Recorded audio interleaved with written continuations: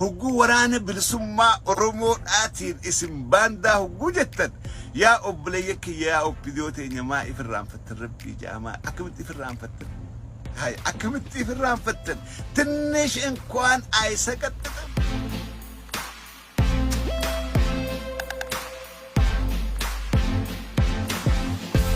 أبديو تبكت هندوي تتجراي كيست هنداو إسيدا إرام فتن لا لا أمد ديد ميتر بنام أفان تجريد بتكوبرتي إفرت فينشانا ترو إفرام فتة لكن فتا أوبيديو أمد ديد ميتر بخبئ دينا هتاوا ترو إسي إفرام فتة أرانتنا ورانا بالسماء أرمودا ورسبون من أني ساني أوفته جاللت سبساني أني ساني قوته jireenya fi lakkisee saba kanaan ibdura aansidee gaarabbeen arra hogguuni ergamtuu juntaa hogguu janiin tinnish inkwaan aysa qaxxatame baakaachuun Oppidio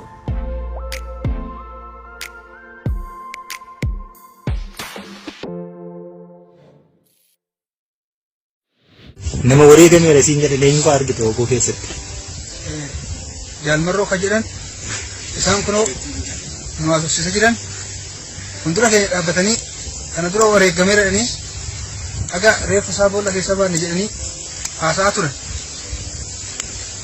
qabatamaatti jaalmarroon qaamni kan rukutamne rafaan tokkottoomne ka'e harka rukutameera ka jedhamaa ture harki isaa fayyaa ma qaba miti harki isaa fayyaa ammaddoota kun qabne jechaadha ka argaa jiru ijoolleen kararraa walitti qabamtee dirqamaan guuramtee ibidda afaanitti gannaqamaadhaa jirtu ijoollee hiyyeessaati. Ganduma keessan keessaa yoo gad deebitan kaabinoonni ilmaan qaban. Hoggantoonni Oppidiyoon isin keessatti ramadde ilmaan qaban. Ilmaan isaanii deemaadhaan jiran. Hoggantoonni olaanaan Oppidiyoodhaa ilmaan isaanii karaa alaa ergachaadhaa jiran. Karraa gadilleen ilmaan fi kahaataniiti afaaniin asbanii biyya keenyaaf ni duuna biyya keenyaaf ni wareegamnaa isin jechaa jiran mee yoo dhugaan biyyaadhaaf wareegamuudhaa deeman ifillee deemuu baatan ilmaan isaanii hoo maaliif ilmaan hiyyeessaa kan qabanii kan ilmaan haati rakkattee guddifte abbaan rakkatee guddise ilmaan warri borunuuf dabarsaniif eegan kana qaqqabanii ibiddatti gaafa naqan ilmaan isaanii hoo maaliif waliin hin nayin ilmaan isaanii isni wajjin ergaadhaa jiranii jarri kun afaanumaan gabbee miidiyaa gubbaa zarraaf jamo obboleeyyan qaban obboleeyyan isaanii deemaadhaa jiranii kafii kanarraa maysaniiti ilmaan hiyyeessaa ibiddatti ergaadhaa jiranii ibidda aangoo isaanii oolchuu hin dandeenye aangoon isaanii duruu jiidee jirti facaatee jirti kana ilmaan hiyyeessaati yeroo hundaa'u ibidda keessatti kan mootummaan takka aangoo fitiin eeguudhaaf fixxu ilmaan miskiinaati Jolle qotee bulaadhaati jolle warri boruuf abdatu ilmaan mee haga ammaan tana artistoonni isaa deemanii lolanii hoggantoonni dhaaba keenya dhaadhiyoodhaa deemanii haa lolanii gaafa jan mee tokko gartanii warra Oppidiyoodhaa kana ka ilmaan isaanii yookaan obboleeyyan isaanii isin hojii lolatti ergu yookaan isaanii biitti teessan qofaa miti biitti isiniif ilmaan hiyyeessaatiif Itoophiyaan isin miite malee isiniif godhaadhaan jirtu Itoophiyaan خورة أنغو قبوت خورة مالك سامتشا جرو خورة لفسامي غرغرا جرو إثيوبيا سلا وري دمتار راقبو إسان كان المام مسكينة نياتني بلو دافو ركو برتني دلقار كتشو دافو ركو إسني بوات كل إسني قبض وري سلا إثيوبيا داف زراف جيدو العمل وري إثيوبيا سامتشا ناجرو خان مي وري كنتو كلين سيوجي ديمي دو أجرا باج آدبالي نا جنرال تجي المانسا تقولين المان يساو جين دكاني لولني شمالي سابدسا أبليين سا تايين فان إرغني أبي أحمد إلمان سا إيش جرن إلمان هي إيش هاجرو في تاجر نمني خيني بيجي خيست وني بيا فوقم يو بيجالو لن بيتي إنه ما خن الرت أنتو ور أنغو هركاك أبو خناتو دنتا خيسا كاب بيجي خيسا إسانتو مالك أسكاب إسانتو سامتشاتي إسجر إسانتو جرينيا نجايا جرينيا بدأت ناتي إسهم بدأت نبان إسانتو جرات شاداجر إسن إلمان مسكينة هركافي أفان برتني وجين أركتن يودل دلتن إسن زرفا واتكلين أركتن بيخنا ورد دقود أفمل إسن الماني يساتمو ورد بيسامتي جبتي برتي واسي ديمو دبخان. Opinion aangoo ifii eeggachuudhaaf ilmaan hiyyeessatti faayidootee ilmaan hiyyeessaa kumaantamaan dhiigesiidhaa gannaqaadhaa jirti. Namni keenya waan kana gochuu qabu biyya tamiif hin du'a. Biyya dantaan haa qabdu. Biyyaan irraa nyaadhee jiraadhuuf hin du'amoo biyyaan keessatti agabaadhaa jiraadhuuf hin du'a waan kanatti yaada. Itoophiyaa Oromoon keessa nyaatteeti wayyoo itti moo keessatti agamte. Keessatti dalagattee argatte moo keessatti barattee hojii argatte moo Itoophiyaa tamiif Oromoon duuti. Itoophiyaa tamiif Itoophiyaa akkamiif? Itoophiyaa akkamiif? Itoophiyaa eenyu qaba? Yooni nageenyi Itoophiyaadhaa dhufe eenyu warri nagaa dhachuudhaaf taa'u? Nuti Oromoon Itoophiyaa keessatti takkaa yoom nagaa arkannee beeyna? Yoom takkaa carraaqannee arkannee beeyna? Tujjaar Oromoodhaa meeqaa jira? Ka keessatti rakkatee baratillee Itoophiyaan Oromoo taanaan if keessaa darbiti, if keessaa tufti yookaan ijjeefti. Akka Abduu Jabbaar Hussein. Waan biraa hundi sidhaama jira keenya. Hogguunni namni cimaan nurraa du'e boohuudhaa miti. Akkaataa itti gumaa isaa kaflatan yaada waa'ee. Social media gubbaa boohuudhaa miti. Gumaa isaa kafalachuudhaaf laal gumaan hacaaluudhaan gal. Gumaan Abduu Jabbaar Hussein akkasuma ta'uudhaaf deema. Awwaala gubbatti boo'anii social media gubbaa boo'anii adda gumaa isaa galchuudha. Gumaa isaa akkami galchita? Waraana bilisummaa Oromootti dabalamtee warra isa akkasitti jeesse rarraaftee kafalti gumaa isaa. Dhiirti guma kafalti, dhiirtiin bochu. Dhiirti hin alaanaltu. Dhiirti jabaan warri wareegame kun qabsoof wareegame. Warra isaa wareegisa wareeguudhaaf kaayyoo isaan irratti wareegaman san galmaan gahuudhaan gumaa isaa kafalta. Oromoo waan kana ni aadeffanne aadaa Amaaraatu nu seene aadaa nafxanyaa nu seeneeti aadeffannee barree namni gunu raadiyoo torbaan tokko goonee baay'ee takka goonee cal jenna osoo gumaa salleen baafan. Gumaa isaanii baafachuu jabaa sirraa du'e bar wanni sirraa jeessaniif iyya dhaamsuudhaaf akka ati waan gad hasee isaa waa arku gaafa jeessan akka ati bar waa takka illee hin garreefi akka wallaalaa walitti hafuufi namni kun nama cimaa saba kanaati nama kana ni huchiifna jedhanii gaafa isa jeessan akka ati haafee bar humaan garreefi bar kana wadha. So nama ija teessi bayse teesseen bochu ija isaa baysita. Gaafa jabaa Oromoodhaa akkanaa kana ajjeesan jabaa isaaniitiin gumaan gala. Maatirraa eegalee ilmaan Oromoodhaa tokko tokkoon gaafa jabaan akkanaa hunurraa wareegan. Akkamitti gumaa isaa san galfannaa dhiiga eenyuutu dhiiga isaa kafalaa dhiiga eenyuutu dhiiga hacaaluudhaa kafala dhiiga eenyuutu dhiiga Abduu Jabbaar Hussein kafala jennee itti yaadnee gumaa galfatte dhiirti malee dhiirti hin bochu. Kana godhu OPDO gaafni gumaan jara kanaa galu gaafa Abiy Ahmad magaalaa Finfinnee keessatti rarraafame qofa.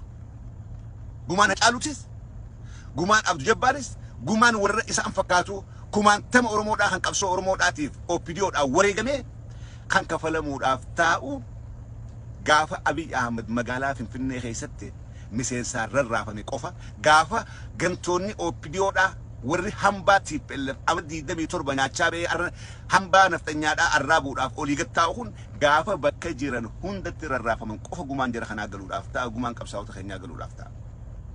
Bu'uun qabdan.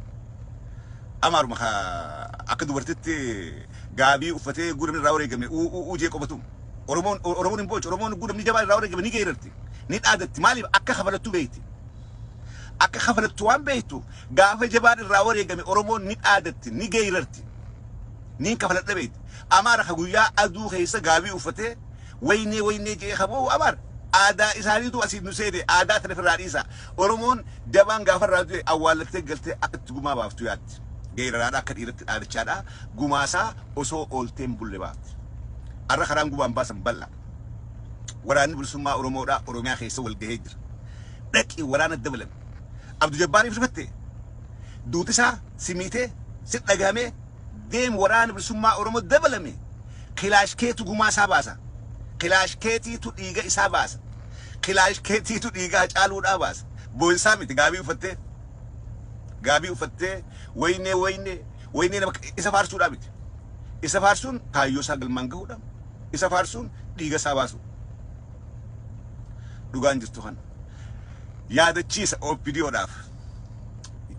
OPDOdhaaf addi bilisummaa Oromoodhaa OLF yookaan ABO dhaabni jedhaniin kun dhaaba warra gabrummaa didi hayyoota Oromoodhaatiin warra fincilee diina fincilee saba keenya gabrummaa jalatti ilaaluu hin dandeenyu ju'uuni bu'uurame dhaabni adda bilisummaa Oromoodhaa jedhamu. Hoggantoonni isaa ciccimoon silaa Afrikaadhaan deeman kumaantamaan irraa wareegaman. jaarmayni adda bilisummaa Oromoodhaa Oromiyaa keessatti bu'uurame. Oromiyaa keessatti lafa Oromoo irratti bu'uurame.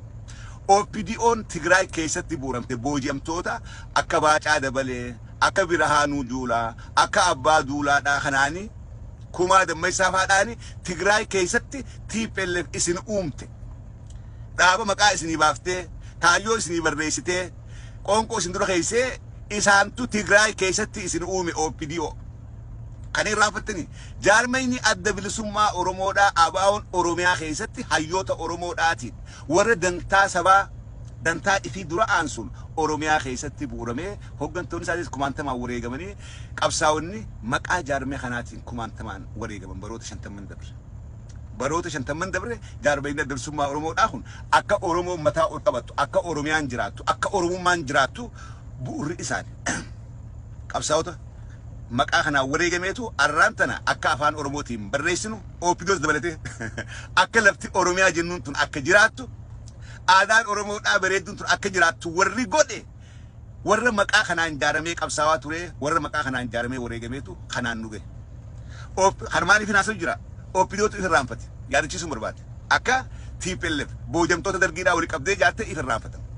Jaarmee seenaa Oromoodhaa keessatti jaarmayni boojamtootaan jaarame boojamtoota mootummaa gabroonfataadhaatiif mootummaa gabroonfataa aangoo irratti eeguudhaaf loluun jaarmayni bu'uurame jaarmee OPDOti eessatti Tigraay keessatti. Arra huguuni baandaa jettan baandaa TPLF huguu ABO'dhaan jettan huguu waraana bilisummaa Oromoodhaatiin isin baandaa huguu jettan yaa obboleeyya kiyya yaa OPDO teenya maa if irraanfattan rabbii jaamaa akkamitti if irraanfattan. OPDO tabakkatti hundooyte Tigraay keessatti hundaa'uu isiidhaa irraanfattee lalame. Amma 27 nama afaan Tigree dubbatu guugatte if irratti fincaanaa turuu if irraanfattee. Dhageeffadhaa OPDO. Amma 27 kophee diinaa haxaawaa turuu isii if irraanfattee arraantadha.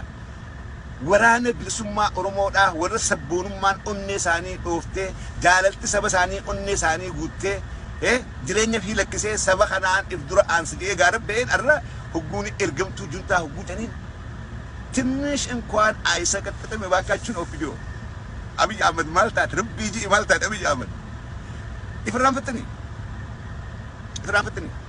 አድ ብልሱማ ኦሮሞዳ ወሊፍ ገልቴን TPLF ወጂን ጎቴ አከ ኤርገምቱዳ ፊ ኤርገቶ ሶንቴን አከ ኸይሰን ሶንቴን አከ ዲረት ወልዱረ ገታአኒ አድ ብልሱማ ኦሮሞዳ ወራነ ጪማዳ ፊ ሌንጂ ገሃ ቀቡ ወራነ ጉዳ ኦሮሚያ ኸይሳ ኦሮሚያ ኦሮሞስ ወለካ ቀበት ያርካቀበት